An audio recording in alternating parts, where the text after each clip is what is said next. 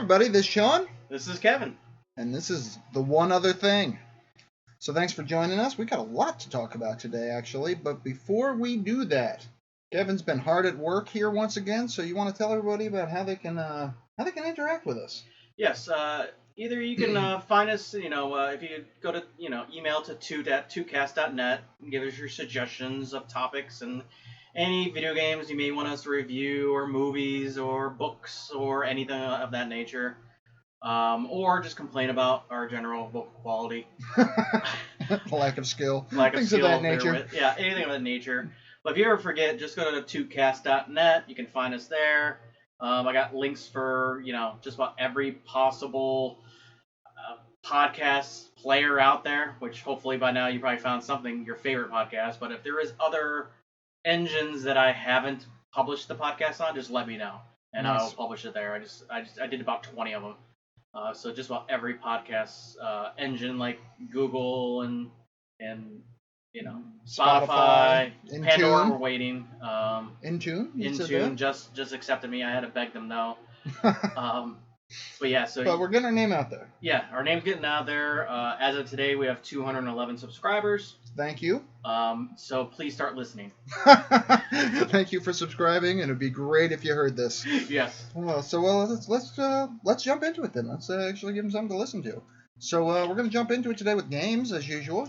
Want to talk about a few games. And first and foremost, I want to thank Kevin for the shortest season of Diablo ever. Yes. So thank you. It was virtually effortless for me. And, boy, you got me to keep your hours. I stayed up way too late on a Friday night. Because that's what I was like.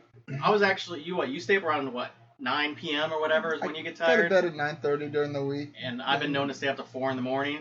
So we played till 2, around 2 in the morning. And I'm like, wow, I can do a couple levels, but you were tired. Oh, yeah, I was done. I was tired. I was well past tired at that point. I'd been tired hours before we got there. Yeah, technically I think we beat that game years ago, but we keep still playing it for the seasons. Well, again, I had to get that pet that I'll never use, yes. And the whatever else I got that I don't even care about. Yeah. Yes. Yeah. Needed those things. Absolutely must have them. But moving on, you'd said you wanted to talk about an Elder Scrolls game, and that would be Oblivion. Yes, because I, heard something the other day of somebody explaining why Elder Scrolls Oblivion was such a big deal when it came out. And I remember, it's the first one I played. I got an Xbox 360. I still haven't played it. I didn't have many other games I was really into it, but then as soon as they said, and Elder Scrolls, I hadn't even heard of it when it came out. And I'm like, but I need a good RPG. And I played it, and I loved it, and I didn't realize at the time what made this game so good. It was many things that made this good. That was a game changer. For once, this is 2003, 2004? I forget what year the Xbox 360 came out, but it was one of the first games that came out for it. I love that you talk about 2003 like it's ancient history. I'm telling you, 2000 on is the future for me. It is ancient history, technically. But it was, there was a lot of criticisms on their previous games. And so they wanted to make this game feel more lived in. Do you know the order of the games? I don't, actually. Arena was the first, Daggerfall was the second. And then Morrowind. Morrowind, okay. And the fourth is Oblivion, the fifth is Skyrim. So you do? Yeah. You do know the order. Yeah. And don't get me wrong, Skyrim was a great game. Oblivion really opened the doors for open, just the open games, the open world there? Open world games. It was really a newer concept then. Have you played Arena, the first one, and I've Daggerfall, seen playthroughs of them. But they were open world. They were huge, and you talked to people. But they were different. They were, they were procedural generated. So people didn't like the fact that, every time we played the game, it was kind of different. Yeah. So people didn't like it. That was one of the criticisms. Yeah. So Morrowind, they spent more time drawing things out. So it was hand-drawn. But a lot of people felt that, and again, it's a great game, but it was very difficult to get into. The storyline is hard to follow. There was no waypoints. There was no fast travel. And the game was huge. So it was hard to figure. You had to talk to people to figure out how to get to point A to point B and try to find signposts. Like that, yeah. But while I haven't beaten it, I'm not kidding. Daggerfall, it took me I think, like 6 weeks to get out of the original dungeon as a kid. Like, I didn't even know about the outside world for the longest time because it's just you could get lost in there. Yeah. So I didn't know at the time those games even existed. I just thought it was like, maybe these games were on the PlayStation or something that I didn't own. And, this was the first version I could play. And, I recognized Patrick Stewart's voice right away. Okay. I recognized Mr. Bean's voice right away. And he didn't die in the game. Spoiler. Yeah, exactly. What's going on here? You keep finding the exceptions. Yeah, I keep finding that Mr. Bean doesn't die. If you want to use Sean Bean, you got to kill him. So it was great voice acting in the game. It was awesome voice acting. They touted this technology where they gave every NPC character a day-night cycle. They had a path. They had a place to go, a place to be. In previous games before this, they were just either their stand, their store, they were in the buildings, and that you could always find them whenever you wanted them. But now they have routines. This game added routines to all the NPCs, so they had things to do. I hear you. I'm not certain the other ones didn't do that either, though. I might be wrong. I saw this the other day, and they didn't really have routines. They just had maybe like a this was like an AI routine. Yeah, I know what you're saying. They actually lived their lives, whereas the older ones, I think some characters weren't available anymore. Yeah, and they were probably scripted. They were here. Their next step was programmed to do this, and their next step was programmed to do this. In this one, they touted this, that they had AI where they had a list of things they had wants, needs, desires, things they liked doing, and they would just like set them free in this AI. Oh, that's fantastic. So they'd do this. They'd kind of do one of X number of things, but they do them somewhat randomly. Yeah. So, I feel like eating. I'm going to go grab a bite. And, So they were very random. So it felt different than other games. Sure. The graphics are still considered beautiful. Either you can mod it like hell now and make it look just like Skyrim and have all the blades of grass and all that. Skyrim really was beautiful. But there are other things in Oblivion that were just good as, and I'm not saying it's better than Skyrim, but in a lot of ways it was. You could make a spell that does anything you want. I mean, you weren't limited in the newer games. You could find all the potions and combine them a certain way or spells a certain way and just make something that makes you invisible and set you on fire. You do whatever you want in the game. Oh, yeah. It was... That's how I beat the original one. Basically, I made a spell that let me just open walls. Yeah, that's cool. I don't know if I could either... For some reason, I knew where the items were that I needed to find. Yeah. And so I'd more or less make a beeline for it. Yeah.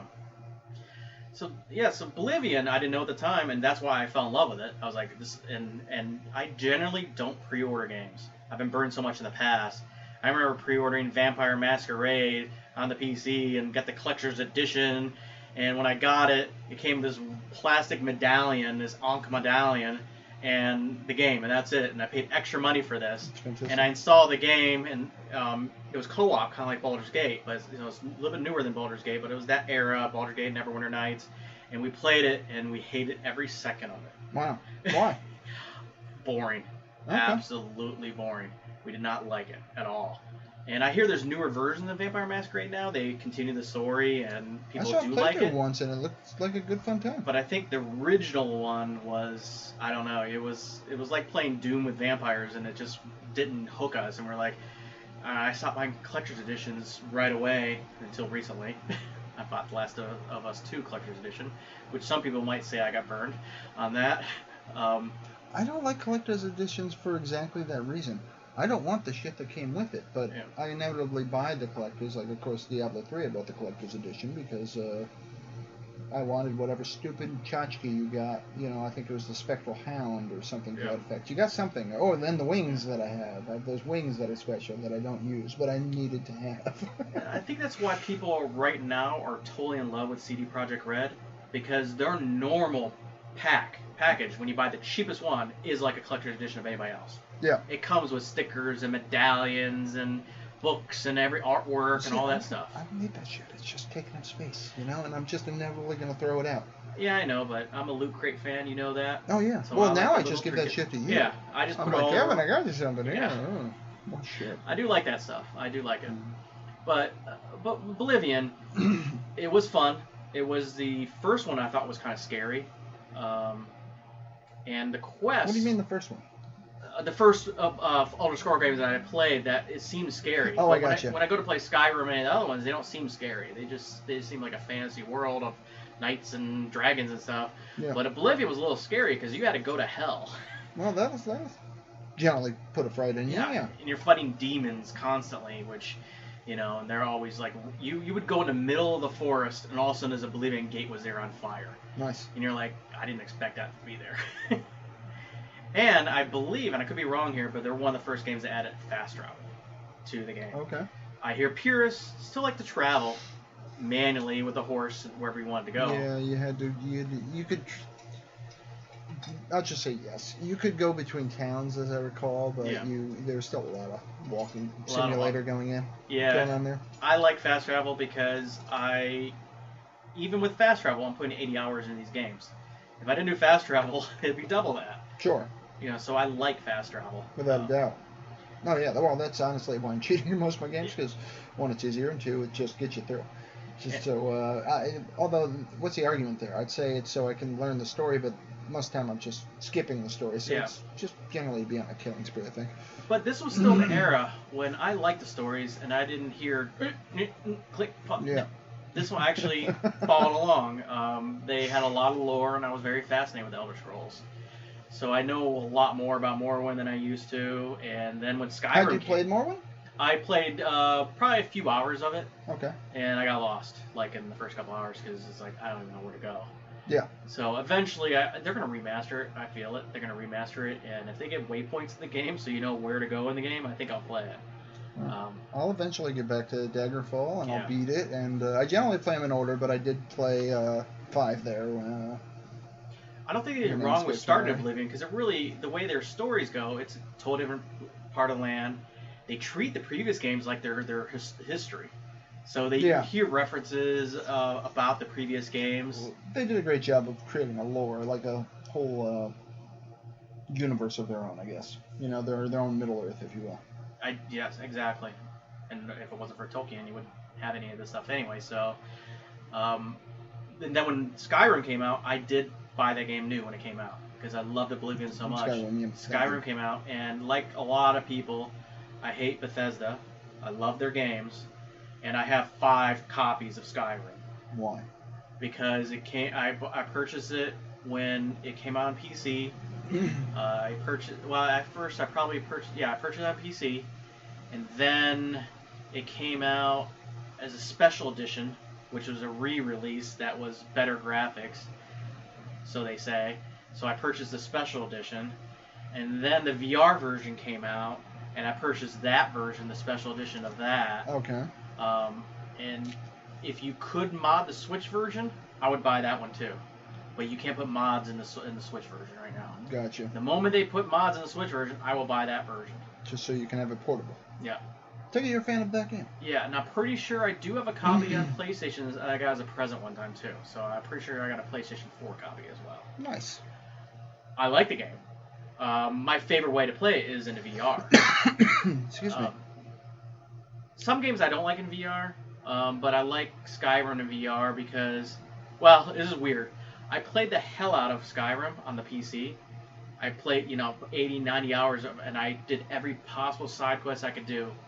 In VR, I don't play it that way, and I don't fast travel.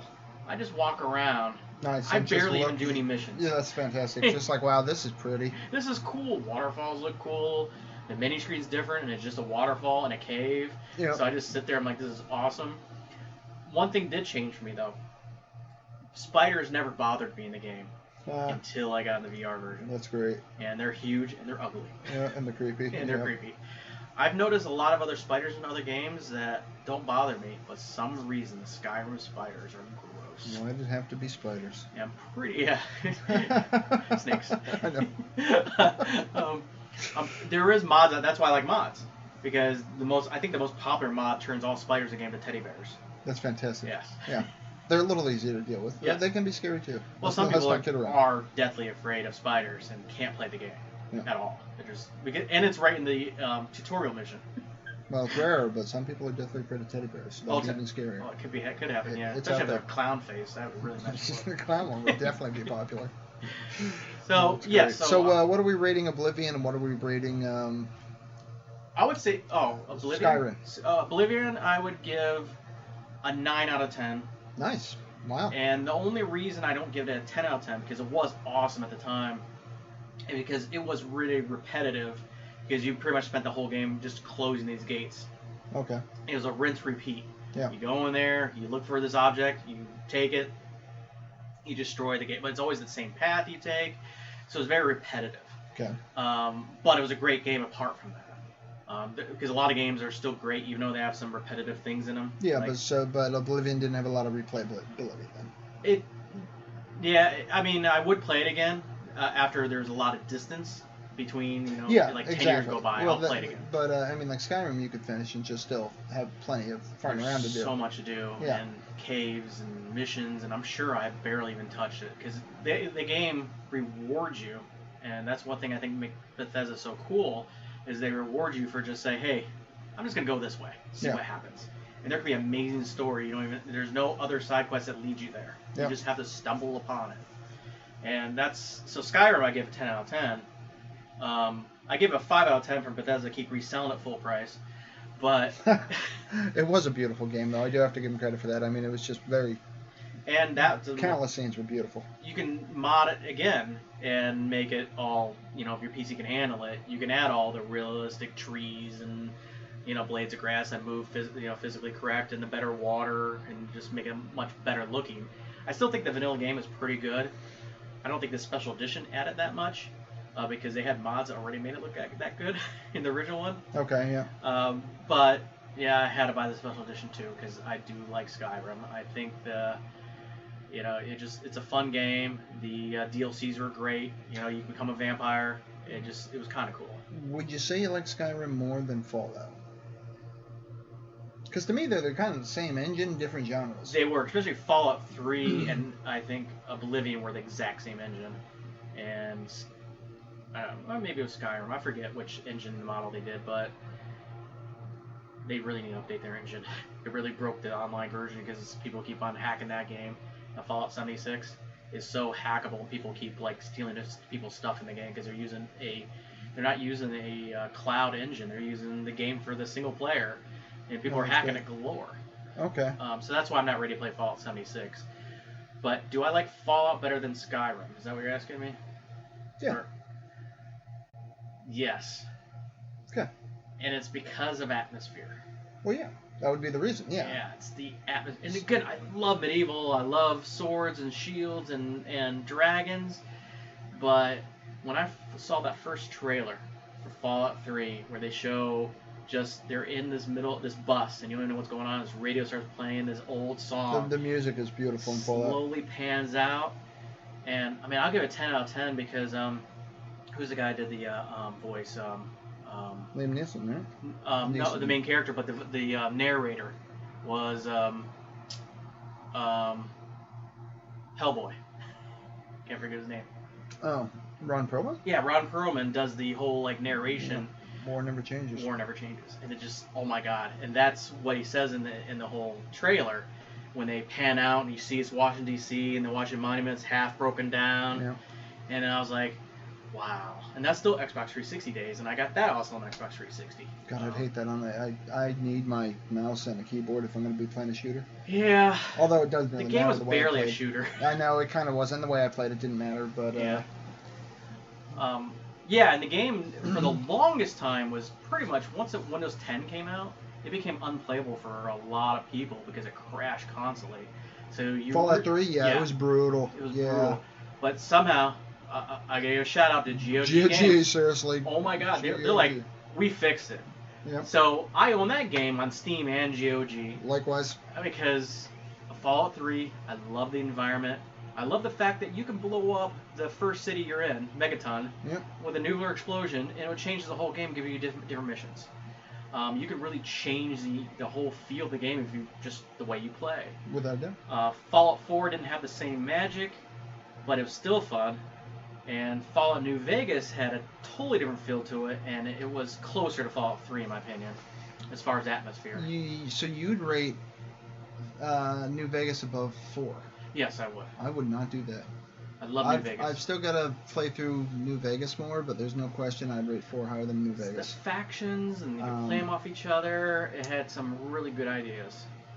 I don't know if I'm willing to put 3 above 4 either. Maybe I will, actually. 3 probably was better, but I like 4 a lot. I enjoy him. At the end of 3, you have to build a giant robot that kills everybody. That's just awesome. It's not bad. Well, spoiler alert, everyone. Oh, yeah, spoiler alert for trust us. 15-year-old game. We're going to ruin it. Yeah, we're going to ruin it. But Fallout 3 had a good vibe. And the only part about Fallout 5 and replayability is that I don't like replaying the intro anymore when you're in the vault in the beginning of your childhood. And that's where mods come to the rescue. They're modded, called Quick Start. Nice. Boom, you start the game, you're leaving the vault. Oh, see, that makes sense. That's nice. So that game needed that for the replayability. I agree. You don't have to replay that scene again. It's a tutorial scene. You don't need it anymore. Skip it. That's why I love. And that's another thing about that made Oblivion so awesome. The modding scene. New mods are being created today. Yeah. So that's another thing that makes all these Bethesda games awesome. The fact you can mod them 10, 15 years later. Well, a lot of these games have these communities that still go strong. Yeah. I mean, I haven't looked at anything in ages, years, but Heroes of Might and Magic 3 it was popular for... It still is, I think. I think people are still playing it. Ask me to... even though I own it, it's still on my front page. You should buy this game. Based on my that's how good it is. Yeah, I have it on GOG. Yeah. Yep, it's great series, but there's actually a game I want to talk about, and I have to say, though, we are already 21 minutes in, so I think I'm going to have to save that story for another day. But I do have a bunch of other things to talk about before we wrap up, so we're going to have a long episode anyway. And I wanted to ask you, PS5. Yeah. You said something about the effect of... I'm going to miss no load screens, or you are now anti-no load screens. I wouldn't say I'm anti-no load screens. I think there's a place for no loading screens. There's some games like, Horizon Zero Dawn, open world game. It's nice to go to point A to point B and never have a load screen.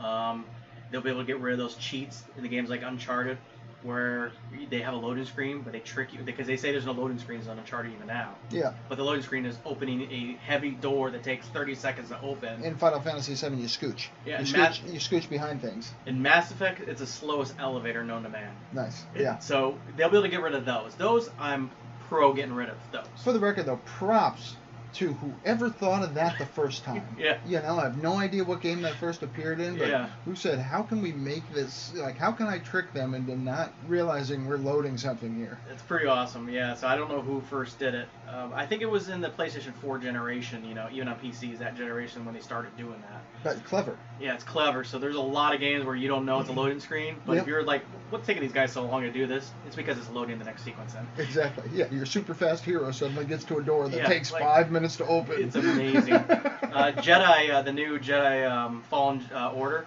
Yeah. Their loading screen is him squeezing through these passages. Oh yeah, that's Final Fantasy VII. Yeah. Same thing. Yeah, he scooches. He scooches behind things. It's like, oh, that's awesome. So I'm pro those. Yeah. But games like, in my opinion, like games where you fight, like the Fallouts and the open world games and the Dark Souls games. Like the Dark Souls are great for loading screens because you just fought this giant guy 50 times. And then it reloads your last save, and it goes, oh, by the way, you could have done this and wouldn't die. And you're like, oh, that's helpful. Now I'm not frustrated anymore. I know what to do now. Yeah, but you could figure that out on your own. Look it up. There's 1,000 other ways you could get that information that could not involve a delay. Yeah, but that takes you out of the... I'm okay. You know what? I think the compromise would be to still have some games that have an information screen that you can just press any key or disable it altogether. I would say instead of having load screens, you add a help menu, something to that effect, a tips menu. But I love the Skyrim one because the Skyrim one has lore where they tell you about a creature you haven't met yet, and it's like all this big abomination, and they give you a history lesson on it. You can have a lore section that you'll never read, because God knows a ton of games I've played have a lore section that have words and stuff in there. This kind of makes you want to read it, because you're like, I got nothing else to do while I'm waiting for this to load. Yeah, but that's not an argument for load screens. Like, I'd rather just, when I play a game, I want to play a game. Yeah, but when I play those games, I'm okay with it being a little slower paced. Oh, and actually, you know what? There's so much to talk about. It's awesome. This is going to be a long episode. You'd said earlier tonight something that I wanted to get back to because I thought it was wonderful. You were talking about the list of 100 greatest games. Oh, like kind of like 100 best movies to watch before you die.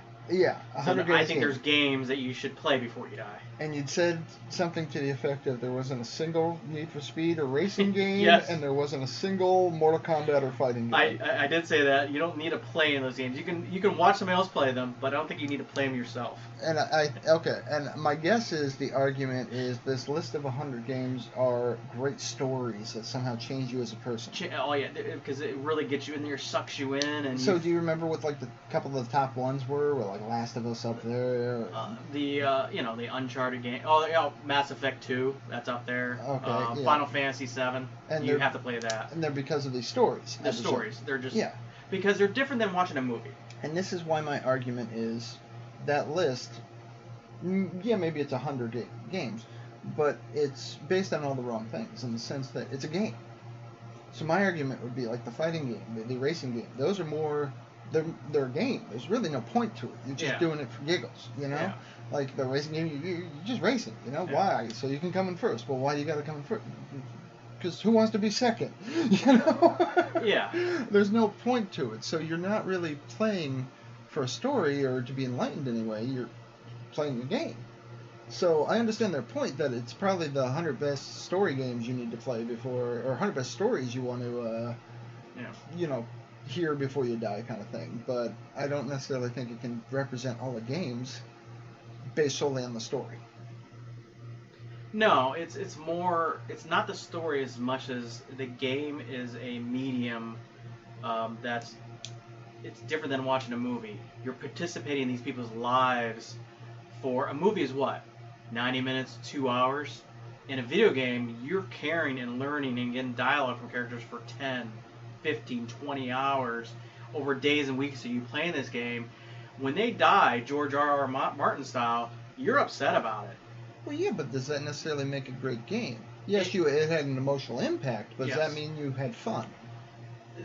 Fun, yeah, doesn't mean you have fun, and there's some movies that you can't watch more than once that are in the top 100 movies to watch. There's definitely movies you can't watch over and over again, just like video games. There's some video games you can't play over and over again. Doesn't mean, if it makes a great impact, tells a story, and moves you in some way, I think the video game has something that movies can't do. Okay, it makes you feel a special way. My argument is if you're making like the 100 best games or the 100 games you got to play before you die, I'm trying to think of an example and I just don't have one, but like something like Super Mario comes to mind. Well, would it be something you got to play before you die? Well, not necessarily, but it was certainly for its time. You're correct. I agree with you that there's some mindless games that can be on the list that don't make you feel a certain way, but they were impactful in that era. And I would say Super Mario Bros. 3 would be the best one to play. That's just my opinion. I think the third one is the one that really holds up. The second one was weird, but the first one's always near and dear just because, I remember saving up and being able to get it, and I was stoked. Yeah. So I guess I didn't set the rules of the 100 best games. Did they have to give you emotional impact? No, but they have to be different, special in some way, where they're memorable and they're just so well done. They had an impact whether on you or on the, gaming, Well, yeah, but it's averages at that point because everything's going to affect everyone differently. But likewise, by and large, people had a reaction of some kind to this. I'm just saying I find that list to be incomplete because it doesn't include the games that are what I'd call pure games. Yeah, so Outrun should be on there. Yeah, I kind of hear you. Yeah, seriously. I'm okay with Outrun being on there. We had Hills. Yeah, we've never seen that. I know. We're just like, oh my God, Hills. And there hasn't been a good Outrun game in years. So we're due for another Outrun game, I think. Because that was a well-done game. I'm telling you, these racing games, they're my joy lately. And I had no idea I liked them. I find it amazing that I'm 45 years old and I can still find out things about me that I had no idea. I like being able to when I race, I want to be able to shoot a lightning bolt or drop a bomb on somebody or, screw them up in some way. Like the Mario Kart. Yeah, exactly. To me, that's the racing game. Yeah, that's pure joy. That is my, and I don't think any of these games we can play 2 players side to side kind of thing. I think you'd have to have a copy and be at home playing that way. I mean, even then, I don't know how to get in the same universe kind of thing because they're open world games. It's crazy. But anywho, so another make that list. We are entirely at 30 minutes here, but we're going to keep going for a little while anyway. Yeah. So speaking of PS5s, are you buying one? The day it comes out. And normally I wouldn't do that, and I didn't buy the PlayStation 3 or PlayStation 4, the first edition. Yeah. PlayStation 5 I will because of backwards compatibility. Okay. And that's a pre-order then? You're going to pre-order that? I will pre-order that. Gotcha. And I'll get and it's a creepiest looking, oddest looking machine I've ever seen in my life, and I'm buying it anyway. I find it hysterical that that's a thing for people. Yeah. Because I'm like, what the hell do I care what it looks like? I'm going to tuck it away somewhere, and then I'm never going to look at it again. I just want to make sure it lays on its side, which is hard to tell in all the pictures. I believe it does. I believe it can be upright or on its side. That's fine, because I don't have a spot in my entertainment center for it is big, another though, from upright. what I understand. I just hope it doesn't have... I hope it's not noisy. It shouldn't be. Yeah, it shouldn't be, especially solid state drives. Yeah, it shouldn't be. Yeah, so there might be a fan in it for the graphics card, but yeah, you won't need extra heat dissipation for the hard drive. Yeah, my graphics card in my laptop, man, it sounds like a plane's taking off. But I'm definitely pre-ordering that. Now, what about an Xbox? They're coming out with a new toy as well. I don't want it. Yeah. You know why? Because I can build a PC. Any games they put on the Xbox, they also put on PC, and I love PCs. Yep. So I'll just build a, right now, I'm so far behind because I waited so long. The current generation is the 1080. The last generation, like the 1080s, was the best, which I have on these laptops and my home computer. Then they had the RTX with the ray tracing 2000 series, and now they're already in a month. They're going to stop selling those, and the 3000 series are coming out. It's crazy. So I'll wait for that, and those would probably crush even the PlayStation 5 video cards. Yeah. So I'm just going to wait for the new ray tracing RTX 3000 series. Build a new computer because I love building computers. I don't know why. I get joy out of building a computer from scratch. I've thought about buying like a laptop. It's much easier to just buy a laptop, but building a PC, it's not hard. And I literally buy laptops because of you. Yeah. I'd buy a desktop, but we play games. Yeah. I need a laptop. We don't care about ray tracing with the games we play. We play old games, so these laptops will keep us even in the new generation. I just, for VR and for, having the ray tracing features that the new games are going to have, and the PlayStation 5 will have anyways, I just want that in my tower when I play video games in my house, so it's not really for traveling. And I want the best video card possible. I would not travel with this laptop. It weighs like 20 pounds. It does, and I'm probably too clumsy. I'll probably break in half if I try to carry this thing around. Yeah. I can't carry a table. It's brutal, yeah. Tiny little card table here. That's pretty funny. Kevin hurt himself tonight, folks. So gravity, it's persistent. Yeah. So I know we're way over. Is that a problem, by the way? Can we keep going? No. Okay, then I'm going to say let's keep going. So, boy, I'm actually skipping topics, folks, and we still have things to talk about. Things are good here. So, are you playing anything yourself these days? The one thing I'm playing right now, because I just finished Last of Us Part 2, I'm going to play it again and try to get all the collectibles, because for some reason, Naughty Dog makes it pretty easy to platinum. Not that that's like the hugest thing in the world is a platinum video game and get every single trophy. Yeah, I've never done it. I like doing it, and I've done it in like 2 or 3 games, and Bloodborne was one of them, and I'm most proud of that one because that's one game you gotta get good. Nice. Even if you do cheat, you still gotta get good to win that game. So I platinumed that game with the DLC. I also platinumed the DLC for that game. But I could see platinum this game because I hate games that force you to platinum by forcing online features at you to platinum, and I hate it where you have to play the hardest mode possible to platinum. So these games don't require the hardest mode or online features to platinum, so they're usually easier to platinum. Yeah, you just have to do some random tasks of some kind. And in this, it's just find all the collectibles. There's coins you gotta find and stuff like that. So I can see playing that again. I did purchase on the PlayStation the Norman Reedus walking adventure. Oh yeah. Death Stranding, which I got a buddy at work who says I should never play the game. But I don't feel the same. I think it's an interesting and weird game, and I want to play it. Excuse me. So when they released it on PC, I'm like, I only played a couple hours of the PlayStation 4 version. Yeah. So I'm gonna wait till the PC version maybe comes down, $10 or whatever, goes on sale around the holidays. I'll buy it then, because they made it so it works on widescreen. They added better graphics because it was stuck in 30 frames per second in the PlayStation 4. Now it can go up to 200 frames per second. Wow. And it is, yes, the walking part of it can be irritating, but they say that once you get into the game, which takes about 6, 7, 8 hours. Wow. The game opens up. And then you got weapons and cars and motorcycles and you can fight and but for the first 8 hours it's like the tutorial. Yep. It takes you forever to get through the tutorial level in the game, and I think it's genius. And I so think are it's a you neat through concept. the tutorial yet, or you haven't actually gone in it? I played but you it. Stopped. No. I stopped after 2-3 hours, which is the main part of the tutorial where I'm starting to walk and starting to move these packages and build post offices, and basically you're trying to build a network across the United States to get to the Bionic Woman. That's I don't know everybody's names in the game. So she's the Bionic Woman. He's Norman Reedus. I do the same thing. I'm notorious for it. Yep. And I find I like Norman Reedus' personality. He's one of those guys who don't know how to act. I'm okay with that. Charismatic as hell, though. He plays the hell out of Norman Reedus. Yep. And he's Norman Reedus. I mean, if you watch Walking Dead and watch this, you can't. I mean, if you just heard him talk without seeing the screen, you wouldn't be sure what you were watching. You should have seen him in Boondock Saints. He really stretched his... no, he acted just like he always does. Acted the same, yeah. So I'm okay with that. And they're crazy in how real it looks now. It doesn't look like... because I remember when you and I first spoke about video games, one thing you said that was video games all have the death stare, the dead eyes. Yeah. And they look so fake.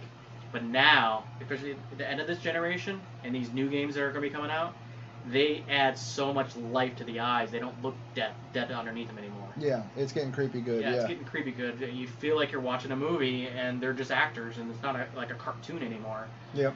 And which is why Last of Us 2 sucked because you feel like you really are killing these puppies. Because they looked real and they sounded real. Yeah, that's not good. Yeah, I'm not down with that. That's rough. Yeah, I saw someone do a playthrough the other day where they shot the owner of the dog, and you watch the dog respond by going over to him and just whimpering. It's screwed up, man. It's so yeah, you got to get a little bit dead inside to play some levels in that game. Yeah, I guess so. Don't get me wrong, it's a great game, but it's one of those things like a great movie. I'm not going to play all the time. The first Last of Us, I probably played 10 times. This one I played 2-3 times, and it's going to kill me a little bit each time. Yeah, if you're traumatized. Yeah, I mean, I understand your use of the word great, but, it's... Yeah. Also leaves a lot to be desired, but I'm with you. Yeah.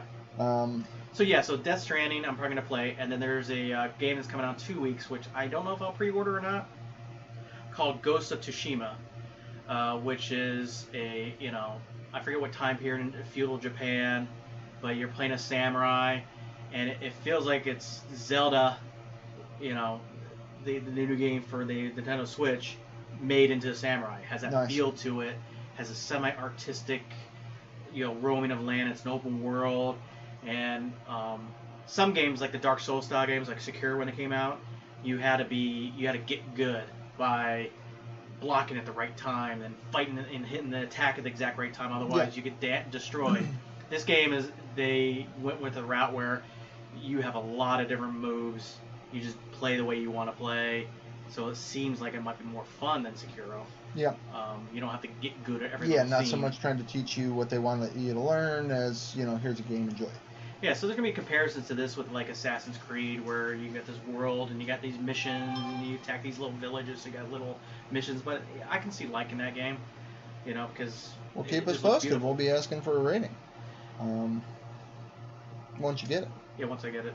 So I'm trying to think what else I'm going to be playing right now.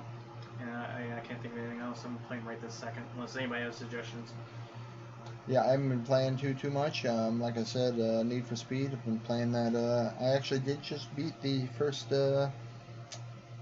round. They have basically 3 series of police officers you can be, 3 different types, and I just beat the first type. I'm not certain I got a good ending, because when I basically rammed the final boss dude, because that's how you pull people over, is you ram them. It was awesome the way it did it, actually. You ram them and the game just completely cuts out. I actually thought my PlayStation glitched in some way. Yeah. And then it just comes back and it says, the officer was involved in an accident with this bad guy, and he's in the hospital. He's been fired from the force. And I'm like, I lost my job. And I'm like, that's probably not good. But then it says, hey, you beat the mission. I'm like, good enough. So now there's two other career paths I can follow as being a police officer. And I did finally figure out how I can be a bad guy, too. I just haven't bothered yet. I figured I'd keep doing all the police things first. Did I ever tell you about the glitch in Arkham Asylum? No, please do. The Xbox 360 was famous when it first came out of crashing and the whole spinning ring of death. Yep. And I even had to send mine in, and they actually fixed my Xbox even when the warranty expired. My Xbox is a repaired Xbox that I have. Oh, nice. Before I got the R2-D2 one, so I actually have two Xbox 360s. Anyway, so I was playing Arkham Asylum, great Batman game. You know, Arcane Studios knows what they're doing. They knew how to make a fun Batman game. And you're playing this game, and you know the game starts with you wheeling the Joker into the asylum, and then later on in the game, you're pushing him again, and the game kind of like glitches.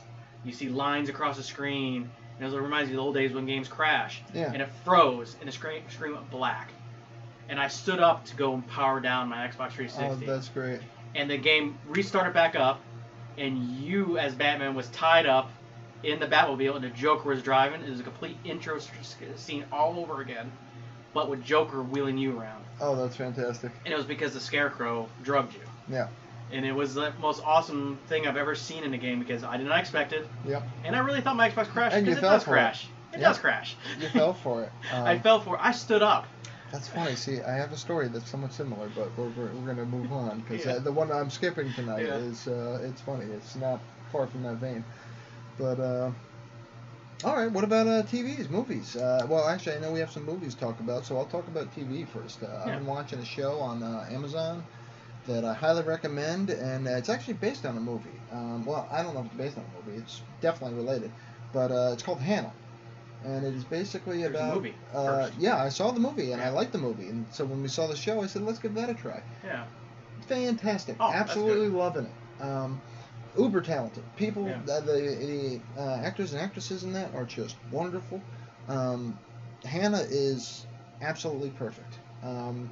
She is a cute little girl that's like a ninja assassin, and it is awesome. Yeah, I do like those movies. I've seen a lot of versions of that movie since then. There's been a lot of knockoffs, and I still like them. That dichotomy will never get old, where you're like, oh my god, she's adorable, I want to protect her, and then she just goes batshit and kills everybody. Kills everybody. And it's just like, wow. I did like Hannah. That was a good movie. I did like that. Oh, you watched that movie? I enjoyed the movie as well. Yes, yeah. I know exactly what that movie is. Yeah, I enjoyed that as well. Blonde, yeah. Yep. Hannah's a well, actually she's blonde Oh, now. she changed her hair color. But right? yeah, it's funny. In the show she just did too. But really enjoying the show. Highly recommend it. So, boy, it's hard for me to say because I can't really rate a show until I've watched all of them. Yeah. Like the series has ended. So like Dexter's a great example. I would have given that really high scores right until the last episode. Yeah. And seriously, I know you guys were all out of a job, but you should lose your next job just out of principle. It's just wrong how you ended this. That ended so poorly. They're talking about bringing it back just to make it better. Seriously, it just. I would have rather they just went to the colored bars and that sound because it was just seriously. Yeah, what they did in Sopranos, where they just ended. Yeah. Yeah, that sucked too. Mickles actually invalidates the whole, Mickles being my wife, invalidates the whole Sopranos series because of that. I didn't think the ending was that bad. Yeah, it certainly wasn't Dexter bad. What did you hear a couple weeks ago? The writer accidentally let slip what happened. Oh yeah, I did actually because I don't know why I absorb everything. But he's supposed to. Actually, even then though, they weren't going to actually show you. They were going to imply he got shot in Lincoln Tunnel though. Oh yeah, but yeah, he definitely died. You know, he was shot dead. Whatever happened. Well, he definitely did. His fate would have it. Yeah. God, I'm going to hell. Yeah, you're going to hell. Was that Italy? I think he was at Gandolfini. Yeah. But I think he was on vacation in Italy. I can tell you, none of us are going to make it out alive. It doesn't look good. What I want to watch is that, one, I'm waiting very patiently for The Mandalorian Season 2 to come out, because the first season I still haven't even watched the first one. You don't even have to be a Star Wars fan to like it, because it's barely Star Wars. I mean, it's got a bounty hunter. It's not all lightsabers and stuff, that you normally see. I'm not kidding when I say I had Boba Fett underoos. Oh, see? Yeah. Not remotely kidding, and they were awesome. Yeah, The Mandalorian was a great season. I loved it. So coming in a couple weeks on Netflix is the second season to the Umbrella Academy. We fell in love with the first season. Yeah. July 31st is the season 2 of Umbrella Academy. Oh, good. And that's Netflix, so it all comes out at once, so we can just binge. Binge like crazy. I was surprised how much we enjoyed the first one. It was pretty good, and I saw that the trailer's out now. It came out last week, the trailer for the second season, and you know, my wife, she's like, yeah, I need to watch a catch-up or something. I have no idea what's going on. She doesn't remember a thing. That's Mickles entirely, but that's actually convenient for me because then I can play game poker or something online while she's doing that because I don't really have to pay attention. I'm trying to think if there's any other TV series I'm waiting for. The Mandalorian, Umbrella Academy, I thought there was another one. Oh, they're finally filming the second season of Witcher, which I binge-watched that in 2 days. Because that was a great first season. Oh, yeah. Well, I was laid up for surgery when that was out, so we made it through Witcher very quickly. That's awesome. Yeah. Very quickly. Very quickly. Yeah, there's some Netflix put out good shows, but now Apple TV, they put out this Tom Hanks movie that's like everyone loves. So Apple TV is spending a lot of money to put TV shows that are just crushing it. Okay. Interesting. And movies too. They're just crushing it. Seriously, who doesn't love Tom Hanks? I was just telling Shirley the other day. I said I celebrate Tom Hanks even during the Bosom Buddies. Everything he's ever done. Who doesn't? Everything he's ever done. Yeah. Just so like my niece came over last weekend and they decided to put in Sleepless in Seattle. Yeah. And I'm playing a video game at the same time with my headphones on. And I kept pulling my screen down to see what scene they're on because I just love that movie. Oh, that's fantastic. That is great. Yeah, so I got a little verklempt a couple scenes. I bet you did. I bet you did. I do love that movie. Oh, that is great. I mean, don't get me wrong, good movie, but not one I'm going to go out of my way to watch ever. No, but I have watched Castaway a few times because I think that movie is worth more than one watch. I might have seen that twice, but I mean, it was. Well, they're one of those movies. If you didn't watch the trailer that gave away the entire movie, you enjoy it more. Yeah, I like to go in fresh. Go in fresh. I seriously do though. I mean, it was a Seinfeld bit, and I say that all the time because I'm not kidding. I don't want to see any previews. I just want to go see the movie. You know, what I learned the other day, it's not an accident that they give away the movies in the trailers. Yeah. They do it on purpose because it's like a sales pitch. They want you in the seat. If it ruins it, they don't care. Yeah. So they just want you there. Yeah, once you buy the ticket, it doesn't matter what happens from that point on. So it makes you not want to watch any trailers. No, I never do. No, because it's it ruins it, and for comedies especially, because then what would have been an awesome surprise joke is no longer a surprise. There's a movie that just came recently that somebody complained about the trailer that gave away the entire movie. It's called Invisible Man, I think it was called, with the girl from Mad Men. It's honestly the title of that kind of does the trick there, but it was if you didn't see the trailers, it's actually a good movie. It really is actually a good movie because it's more of a psychological thriller. It's not like the like Kevin Bacon movie Hollow Man they did years ago. This guy was just purposely trying to make her feel like she's losing her mind, and you know it's a revenge tale too because she gets back at him. So it's kind of I like the story. I think it's a cool story. There's a nice twist on it, and how it became invisible and all that, and what kind of person he was. A spider bit him, right? Maybe I'm confused. Spider bit. No, he had a suit. Spoiler, he had a suit. But the movie is worth watching, but if you saw a trailer, it's better to know going into that movie that he wasn't trying to make her go crazy. But the trailer laid that all down, and so you already knew, if you already know why something's happening, instead of guessing with the actors, it ruins it a little bit. Because you already know the answer. You already know that really is an Invisible Man and she's not insane. You know? I'm just marveling at the genius of writing anything with the Invisible Man. Yeah. You just half the cost of your cast. Yeah, you know. Yeah. That's awesome. Imagine a whole movie of invisible people. Yeah, exactly. The Invisible Village. Yeah, exactly. Yes. I made an Invisible movie. It didn't do well. Yeah, it didn't do well. No one saw it. Yeah, no one saw it. Jeez. Anywho, moving right along. Yeah. So on that one, what have you been listening to? Anything good? Have you listened to anything? Trying to think on the way over here. Trying to think what I had on Pandora. Have you heard any classics that somehow you've never sometimes I think before? It's a brand new I'm still reeling from Ain't No Sunshine When She's Gone. I'm glad you discovered it. I discovered a new band that showed up in my. I like the band called AWOL Nation. It's kind of a FU kind of band where it's They think all current music suck, and they're just going to do what they want, and they're going to try to do a good job doing it. And every song sounds completely different than the other. I appreciate the spirit. Yeah, I like their spirit, and I like their songs. They're definitely not like they're not a ballad-style band. They sing angry. They drop the F-bombs and stuff like that in their song. They're kind of like an angry, hard rock, heavy metal. Drops F-bombs all the time. Yeah, I like bands that do that. But this female band called Dorothy. Okay. And she has an album that keeps on this pulling, that grabs various songs off this album called Rock is Dead. And she's basically, I don't know, who was the woman who sang like Crimson and Clover, or what's her name? Joan Jett. Okay, yeah. Yeah, she's the modern Joan Jett. Dorothy. And she sings like Joan Jett, but a little bit heavier, but basically hard rock. Okay. Which is not something you hear in new hard rock with a girl. And it just, I'm getting into it. Oh, She's a little bit angry, and her music is good, but it's more classic sounding, even though it's a modern band. I will give Dorothy a listen to. Yeah, so I recommend Dorothy. Okay. That's my recommendation. And every time one of her tracks come on, I'm like, I turn it up.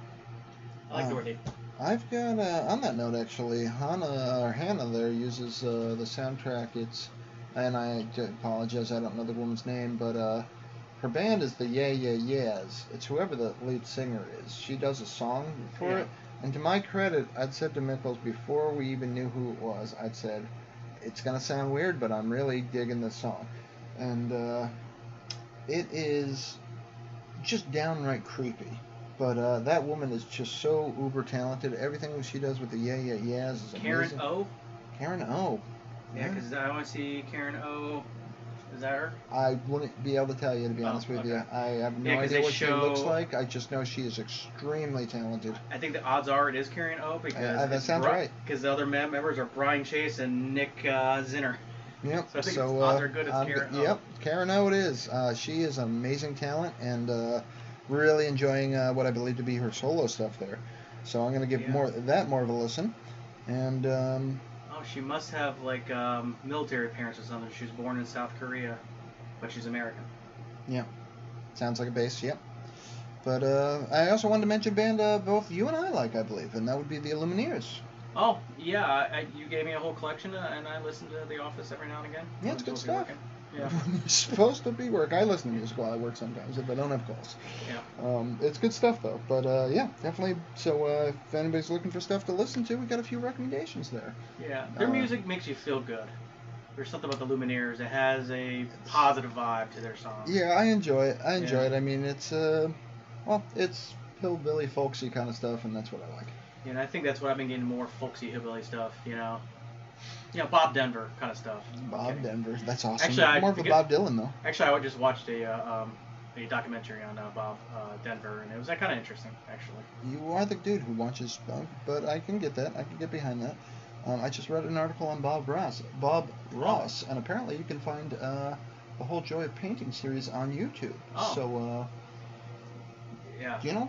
Props to Bob Ross. Yeah, no, I've heard some stories about Bob Ross. Like his hair was an accident. He didn't. They just liked it, and he's like, "This is not really my normal hairstyle," but they liked it, and so he kept it. That's awesome. Well, he's very soothing, very talented, obviously. Yeah. So, yeah, check that out if you're into that kind of thing. I used to watch on PBS. I did, because I would watch PBS, and that would show up. I've certainly watched a few episodes, but I have to admit, the alchemy of being an artist is beyond me. It's just the way he would, to me, just make seemingly random lines and stuff, and then the next thing you know, I'm looking at a forest or a seascape, and I'm like, I don't. It's just a bunch of happy accidents, as you put it. Exactly. Yeah. It's awesome. So we're getting towards the end here, actually, and we are almost at 53 minutes, so we had a lot to say today, and keep in mind, I skipped a subject. Yeah. But anybody you want to give a shout out to before we get towards the close here? I do want to give a shout out to Squarespace. They really helped me make this website, a nice website to find. With the help of, I have to give, a little bit of shout out to Facebook, because they did help me advertise a bit. And Google as well. They've been very good, but I would say TuneIn. They they published my I had to ask them very nicely to publish my podcast, for our podcast, and I'm very happy about that. But I have to give the most props to this website called Listen Notes. The guy's been coaching me. The owner, the CEO, has been helping me get everything going and help me, get the site up. And that's fantastic. Yeah, I have it linked right on our website for listeners on Listen Notes, and it's a nice website that you can find all other podcasts. And it was the first one I found, and it was the easiest one to really publish the podcast on. So I'm a big fan. Well, and the CEO emails me all the time. Well, thank you, Listen Notes, along with everyone else you mentioned, Squarespace and so on, Google. It's nice looking too. Listen Notes. That's great. Anyone else you want to thank? I would like to thank you for... That's funny, I was going to say the same thing. You've done so much hard work for this show, but above all else, and I think you can agree to this one as well, I would like to thank the listeners. Anybody that's listened this long, I cannot thank you enough, and I hope you're enjoying the content, and I hope we hear from you sometime in the future. And on that note, you want to take us through how to contact us one more time? Yes. Additionally, I want to add that it'd be great to get more listeners, because I think that people wearing shirts and hats and all materials with the word "toot" on it, or tutors, would be the most awesome thing ever. I'm a tutor. Yeah, I'm a tutor. You're a tutor. I just think that's the most awesome thing. So agreed. So please email us at tootcast.net. Look for us on tootcast.net on the internet, and I got links to all the possible places to listen to us there. And yeah, definitely check us out. And if you like what you're hearing, tell your friends, tell your family. Yeah, tell everyone you know. That's awesome. Tell them to tell everybody they know, please. That is great. Well, thank you, everyone, and that's the one other thing. Good night. Phone drinking, dude.